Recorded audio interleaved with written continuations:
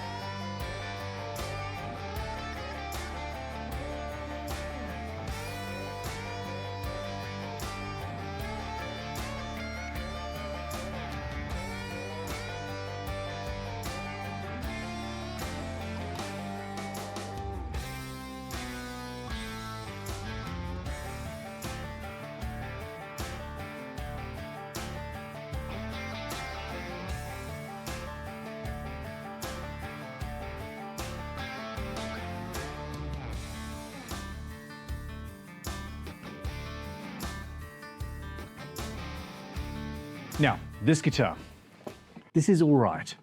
It's okay. It's, you know, currently really rather sought after, and it's got a supremely cool thing going on. Fender spent, I suspect, rather a lot of money developing this electronic system. There's Fishman bits inside as well, and it sounds awesome. I don't know, it's a mixture of supremely janky and incredibly cool tech. Well, this is a supremely cool thing. We're going to make a better guitar than this, at least a prettier guitar, and I'm hoping it's going to sound better, utilizing the guts of the Fender, but building it into a custom crimson beauteous beast.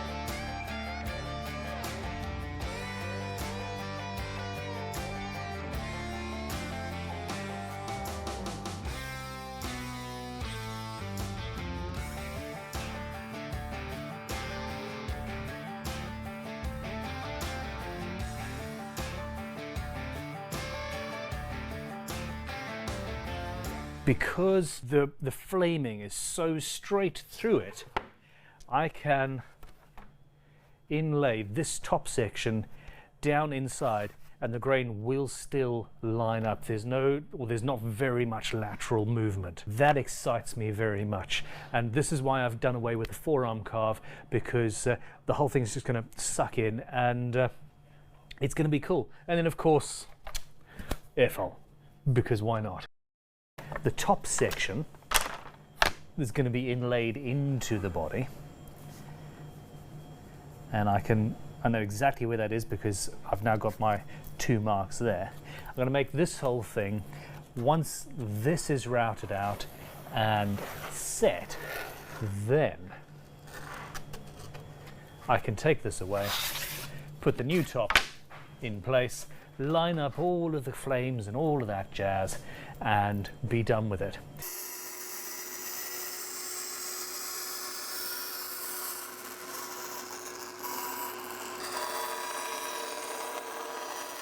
I want to cut away some of the excess before I route that, because well, I don't want tear out, etc. I don't have the standard saw that I would use, so I'm going to use one of these babies. This is a keyhole saw made by RBB Tucker in 1995.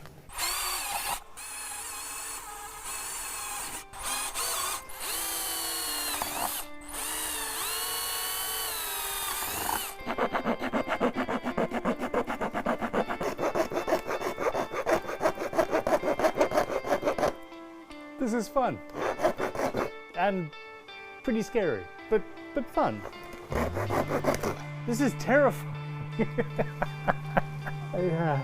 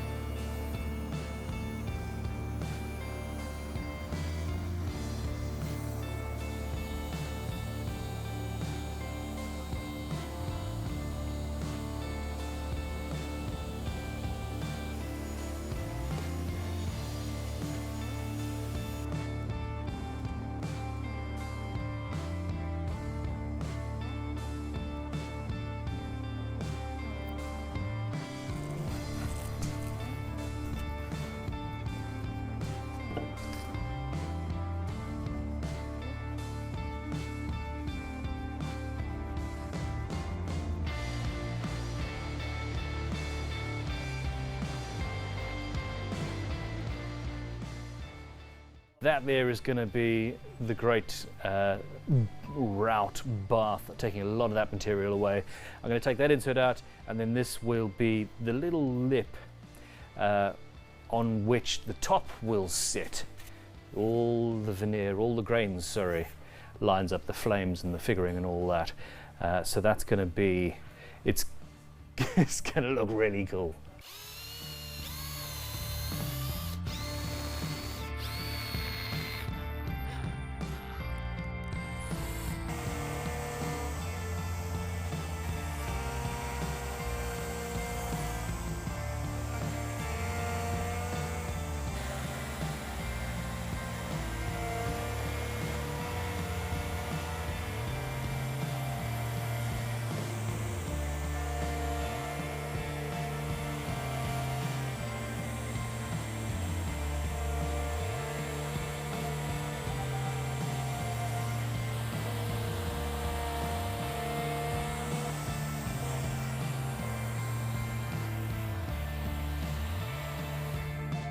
I have no idea what I'm going to do with this, but hey. All right, so next up I need to route a little bit of a lip for the top to go in.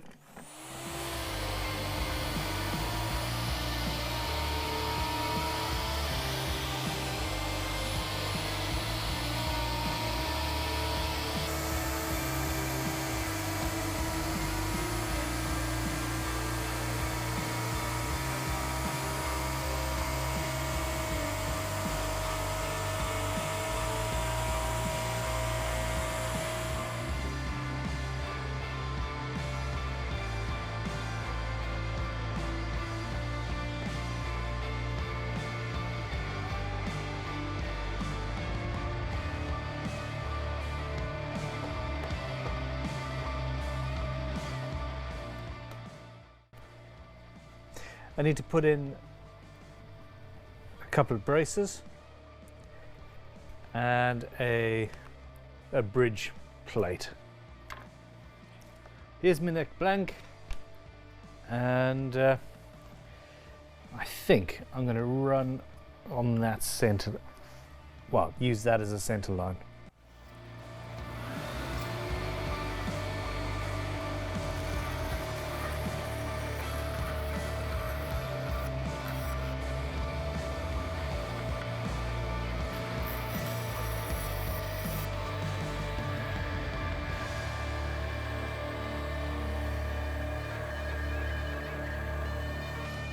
This is the definition of overkill, but you know what? I don't care.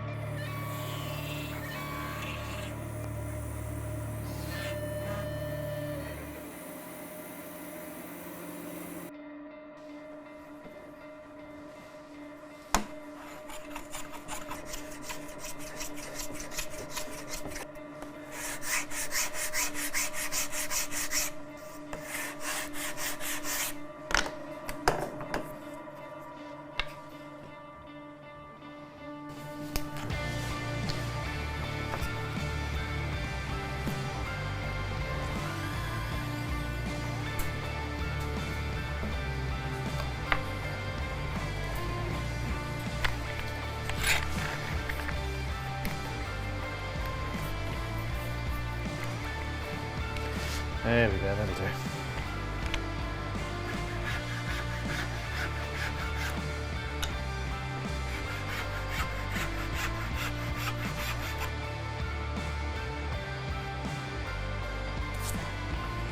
Now before I glue those down, I want to bevel the back edge of this sound hole. It's not necessary, may not even be advisable on such a soft timber, but from the outside it's going to look like a much more delicate instrument when I'm done.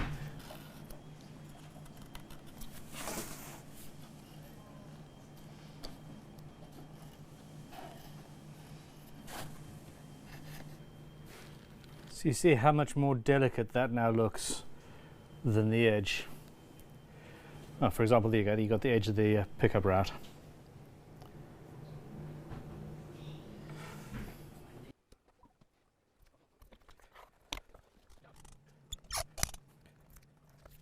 With that gluing up, it's time to go back to the machine shop and cut the excess away, use a spindle router, spindle sander, spindle router, scary things, spindle sander to finalize the shape of my guitar.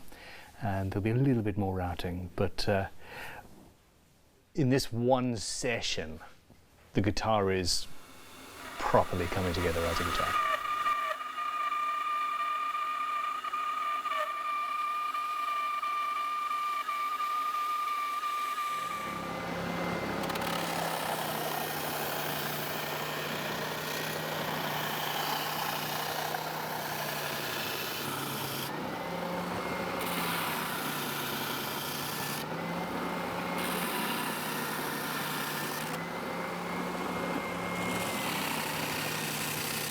My bracing is glued in, my top is cut out, it is recessed, the F-holes are made and sorted and nice and good and done.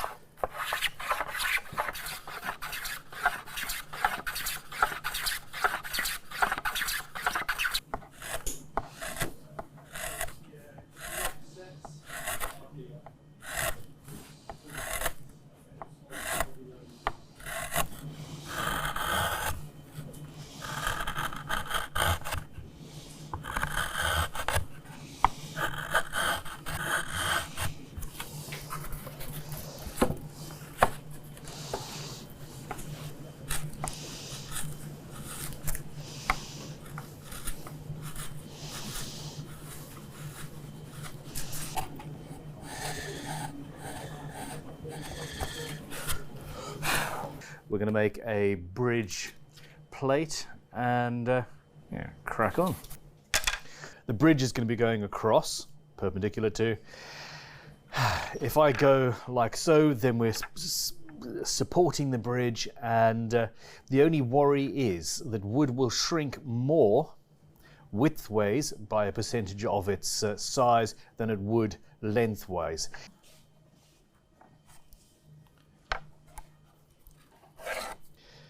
I'm going to cut this oversize and go from there.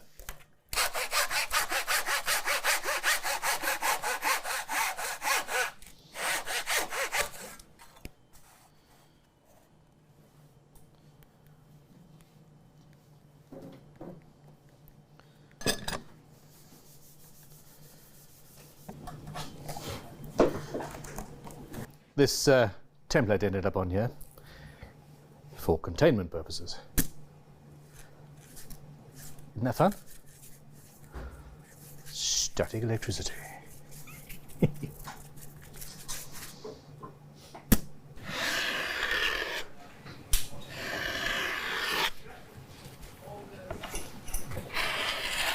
Bye-bye, camera.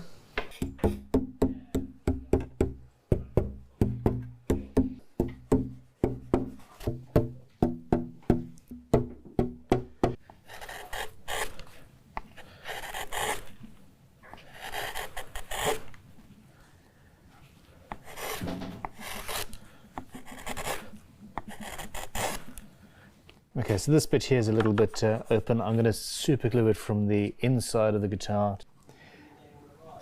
I could use hide glue, which would similarly repair things. And now I'm going to mix dust with glue to make a filler, and we'll go from there.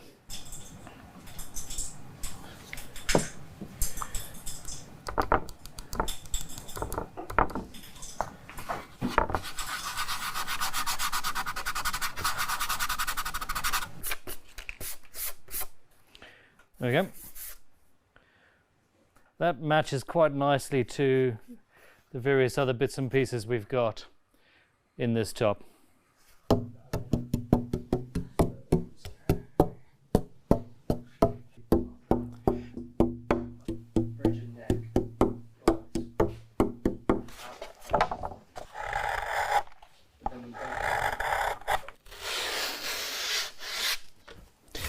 Just clearing off the fuzz.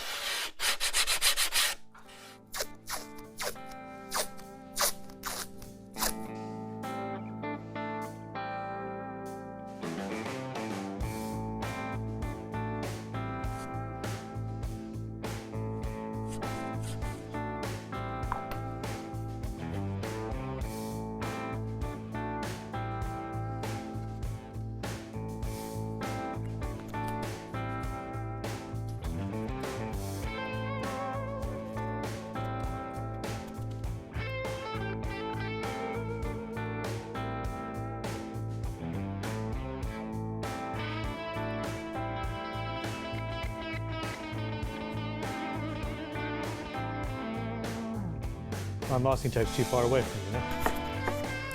There we go.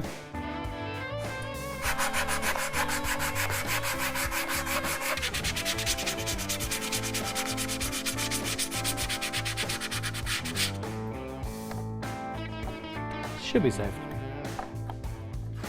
It's been curing for about 45 minutes now.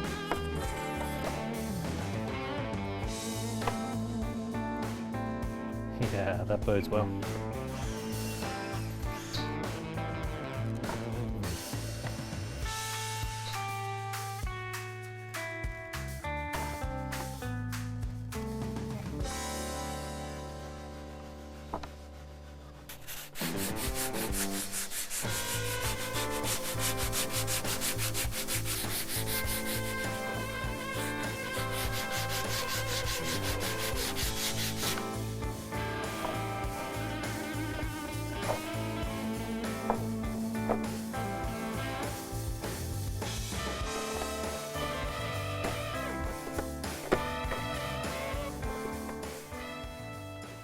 Since the body has been routed out, the sides have just opened up a little bit, which was pretty much expected, but it's an easy solution. It's a tiny bit of gentle pressure.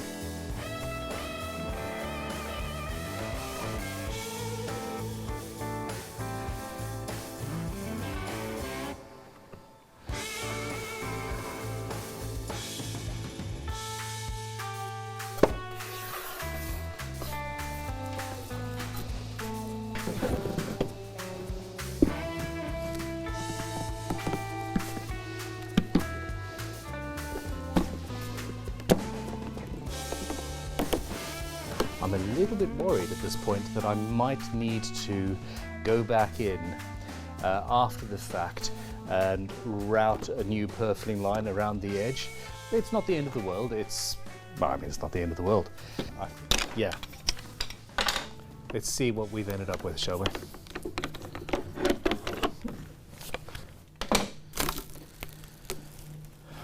Okay, it's a little bit of a gap there, which is what we expected. A little bit more of a gap there than I'd expected, just on the end there, but actually I think we're okay.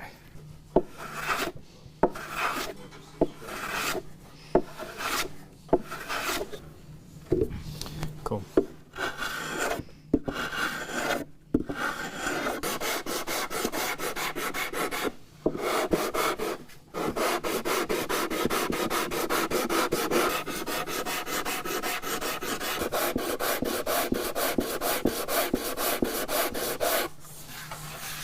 We do have some gappage there and a little bit up on the upper horn here, but I'm going to mix dust and white glue, and I think that's pretty much going to disappear actually.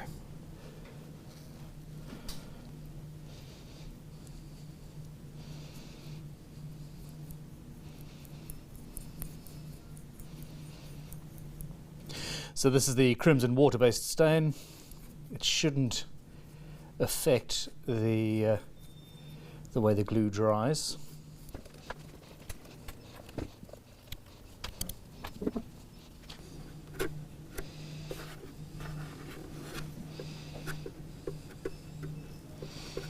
This wood is very, very soft. Check this out. I mean, there are no straight lines in this at all.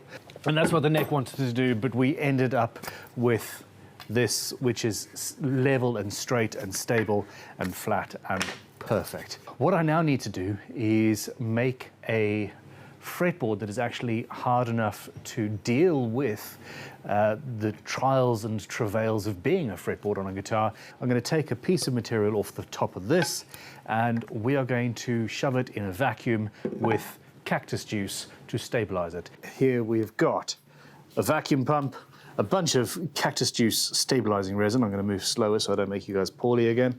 Here is my section of Kaurie, and I've also got a few bog oak fretboards. Now, we haven't carbon dated these, but they lived in the bottom of a bog for a hell of a long time. Okay, so this is not something we do very often. Shuffle on over. Oh, there we go. We're pulling all of the air out of the wood and replacing it with Cactus Juice. You then cook it. Yeah. You then take it out of the oven, put it back in here, and do the same thing again until the bubbles stop. Well, yeah. Hold it down till the bubbles stop coming. Yeah.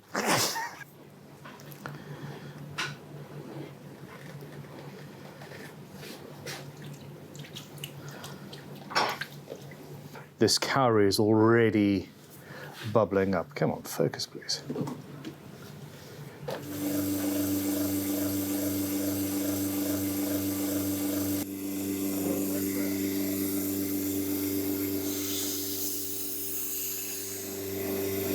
It's been half an hour. We're going to chuck this. I'm doing no work here right now. Sam is going to chuck this in the oven at, is it 96 degrees? 93. 93 degrees. We're all done, and this is going to be cooked for how long, Sam? 2 to 3 hours. Cooking for 2 to 3 hours this time, and we'll crack on tomorrow and the day after and the day after, and we'll see what happens. Only a little bit of filling to do. And most of that's going to get carved away in any case later on, so.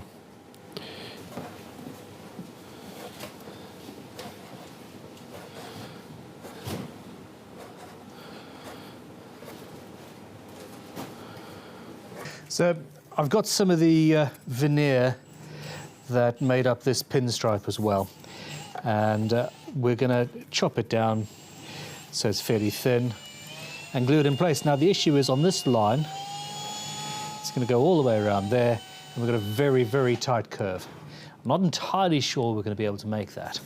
And if we can't, then there is a much, much harder, more time-consuming, difficult, and crazy way of doing things. And of course, well, I'm kind of hoping that that's how I end up doing it.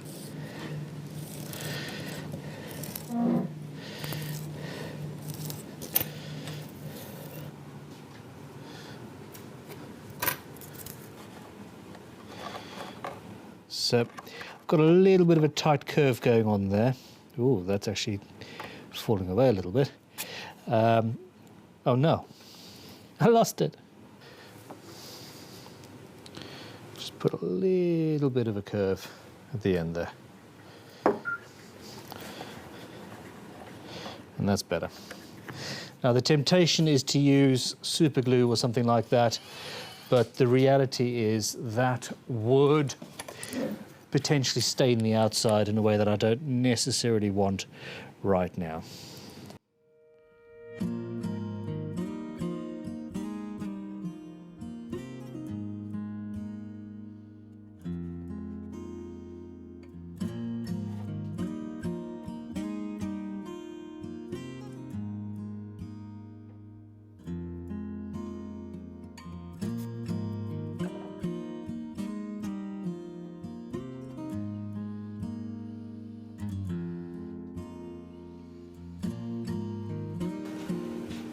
Yes, I probably should have done this before gluing the top in, but I hadn't realised I wanted to.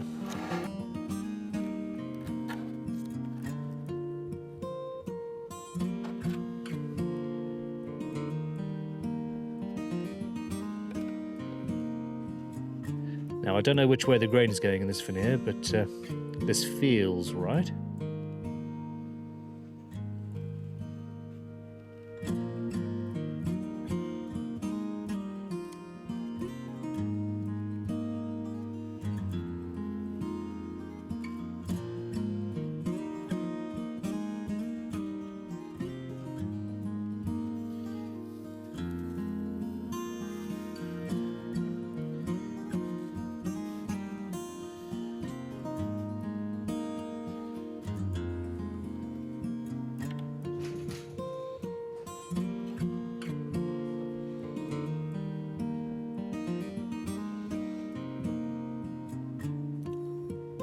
Nice.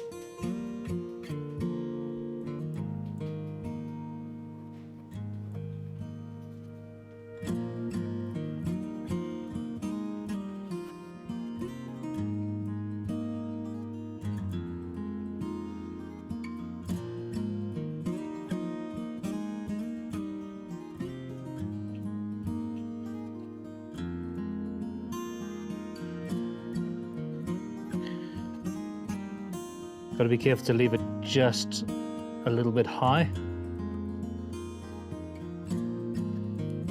Lunch has been had. I am replete. Let's see just how well this has worked.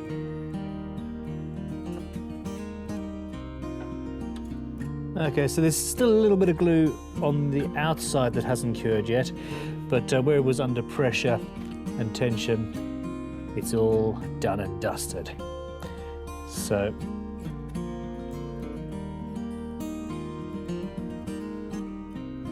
I think this is a success.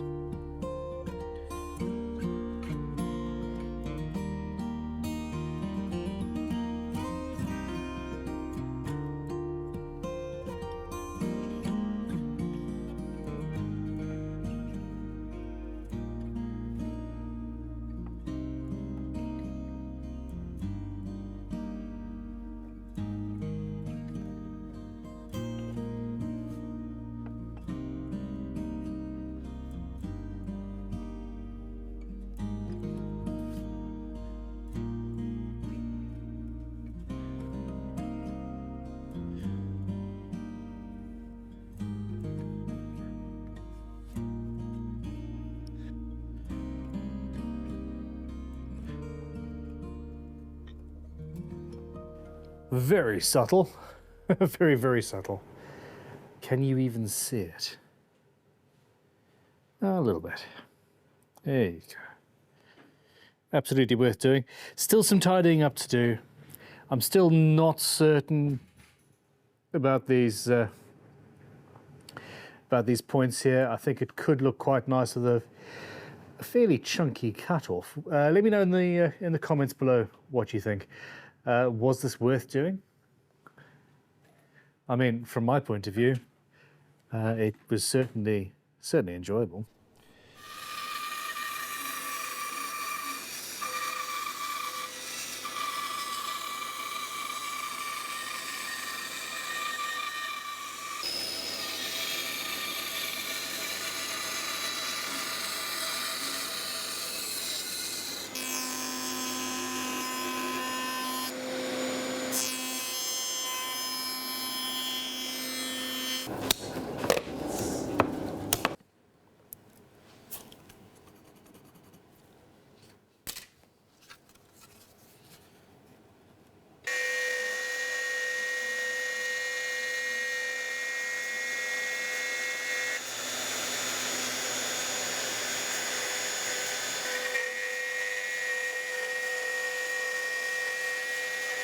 Yeah, fit these things, shall we?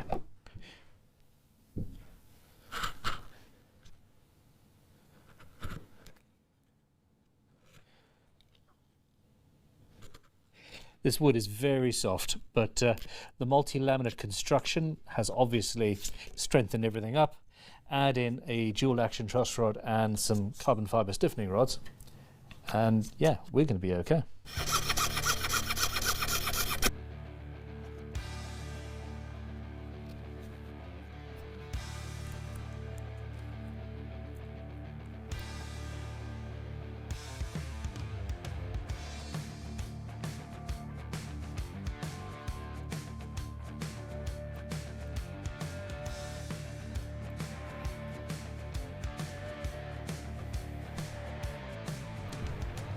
I want a little bit of overhang, but not too much.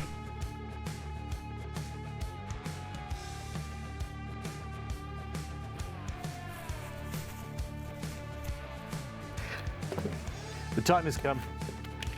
I'm not going to get... I nearly hit myself with that.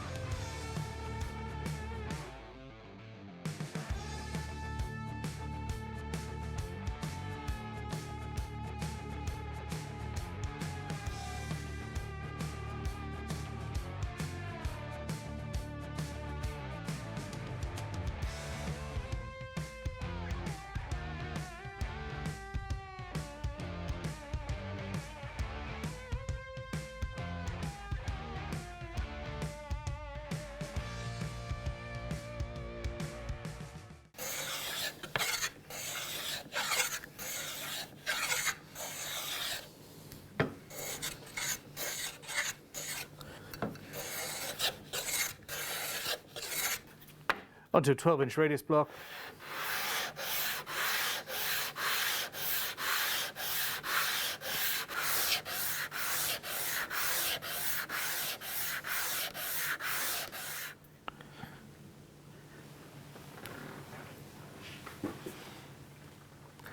And everybody being really quiet while I'm filming.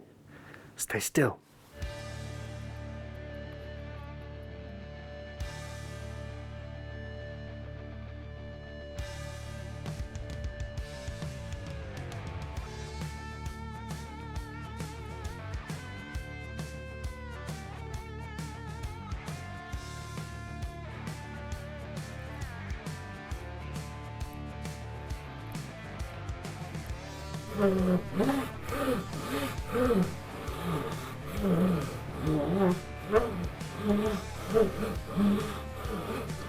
Gently does it, and I'm following the radius the whole time. Onto the inlays.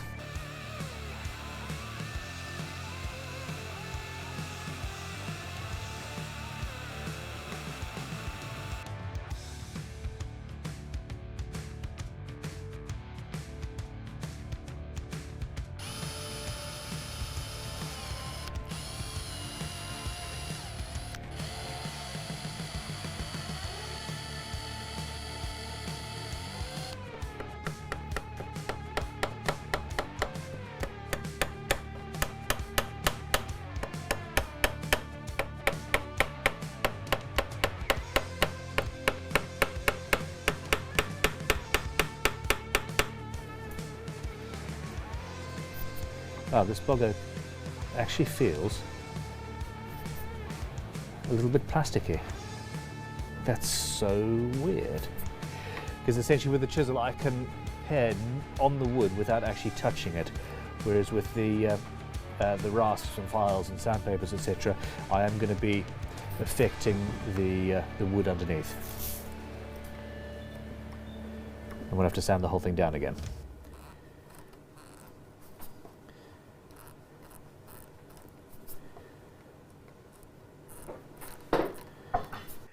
We have made the wood stronger just not strong enough. I'm going to be flooding this with super glue, and it's going to stabilize what is left. I think essentially we probably should have gone through the Cactus Juice process another 2 or 3 times in order to guarantee it, but yeah, it doesn't matter.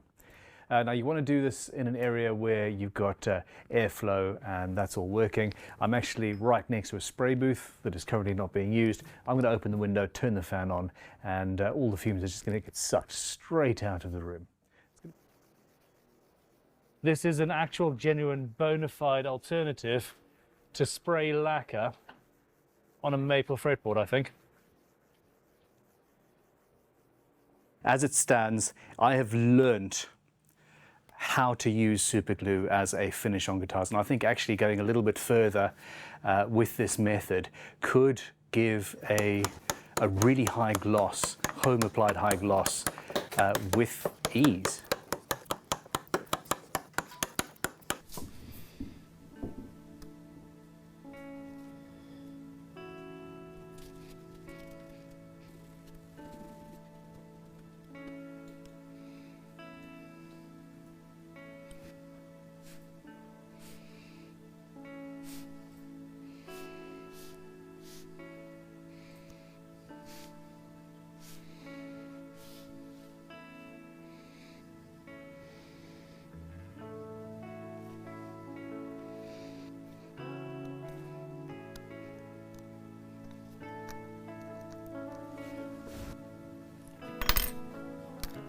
You bastard. Just caught that.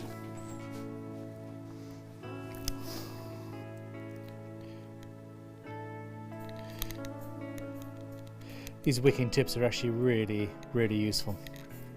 Now what we might see here is super glue actually wicking down the grain and ending up there, for example.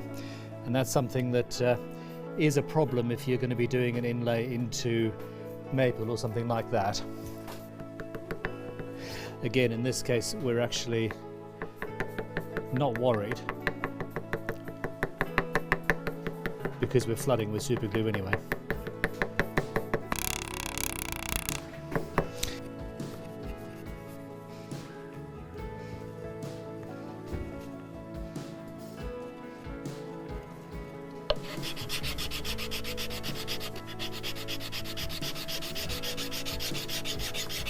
In super glue to start with, because why not? Actually, because it dries too fast. Go on. Damn. So that's why not. Because you want it to go on evenly. Wow, this is sinking in so much. Hot damn.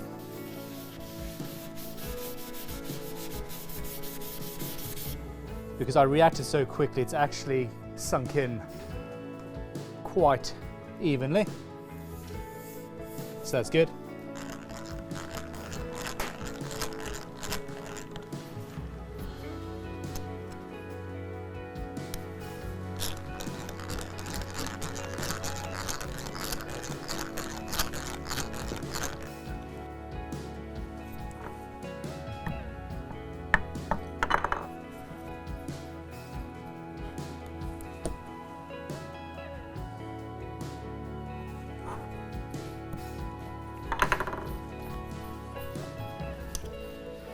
Accelerator on with an old leveling bib.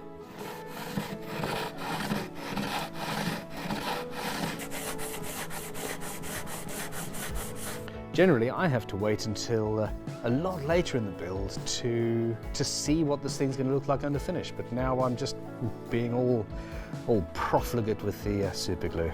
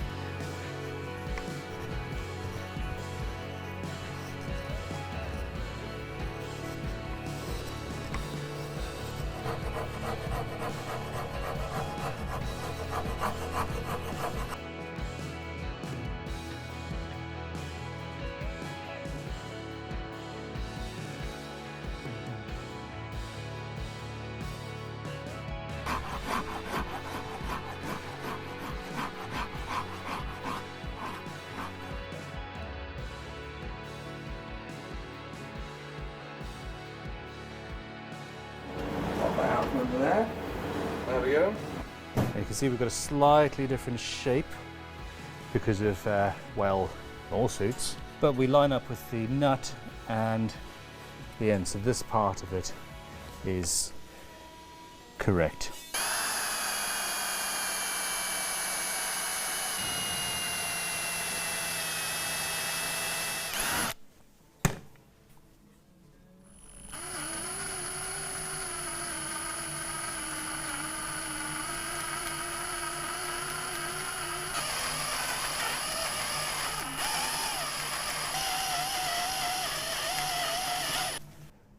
Wow, it almost coming together. We're going to take a month where you don't see it or so, a month, hopefully not even a month, where we flood the whole thing, we sand it, we flood the whole thing with super glue, we get it through the spray booth, get the lacquer, etc. done.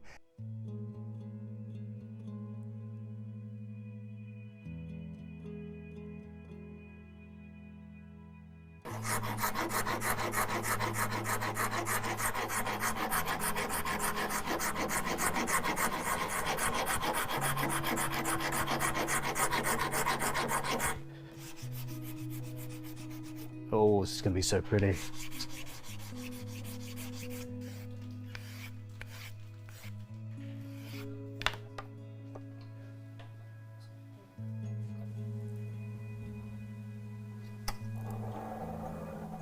Very gently.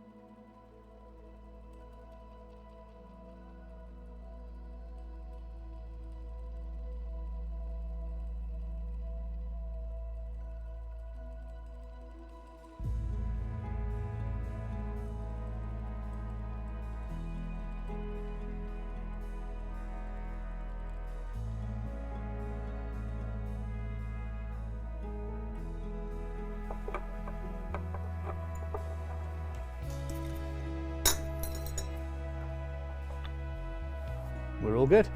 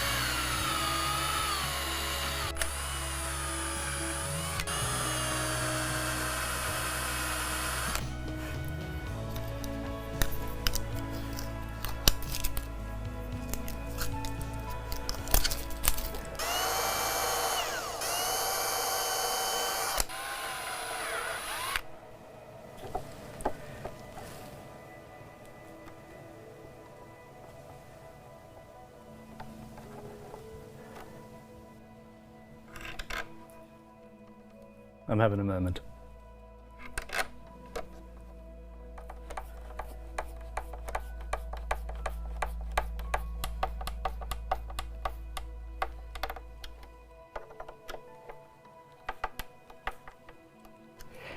Might be nice to engrave something on the back of this, but also it being just nice and clear is understated and sexy. That's a cool look. That's a very cool look. I'm very, very happy. What do you think? Let me know in the comments. Yeah, at this point the guitar is almost finished, so as is traditional, I'm going to not finish it.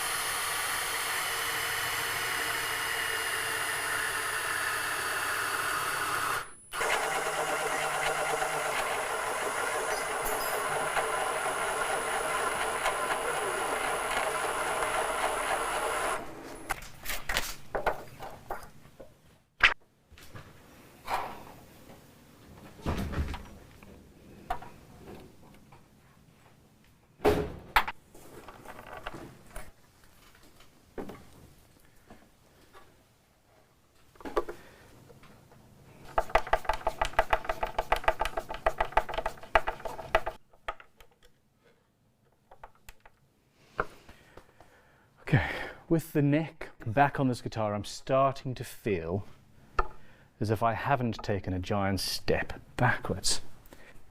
I have not. Oh, I've not got a knot. Look at that.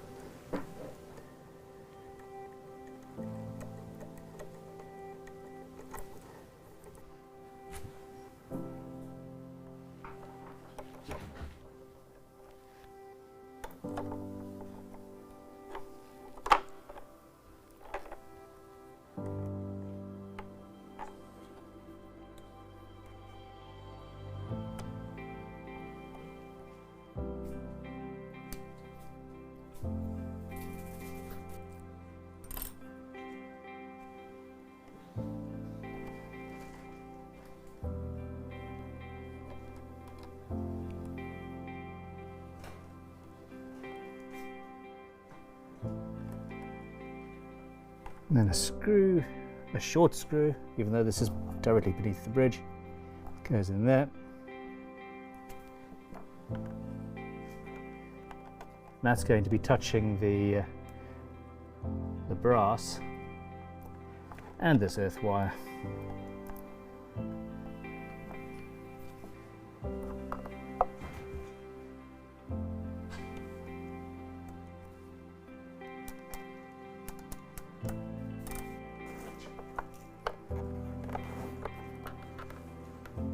Nice.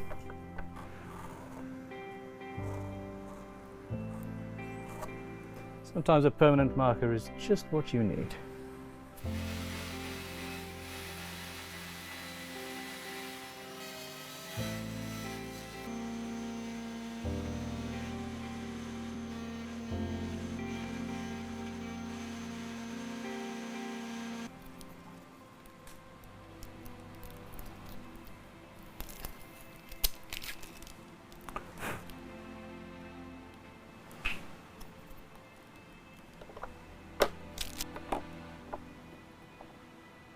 Oh, look at that.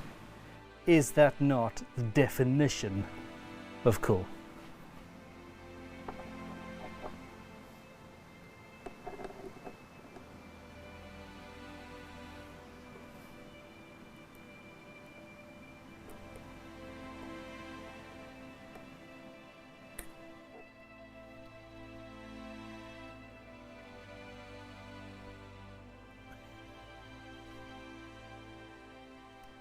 I'm not quite sure how to feel. This feels done. What the hell?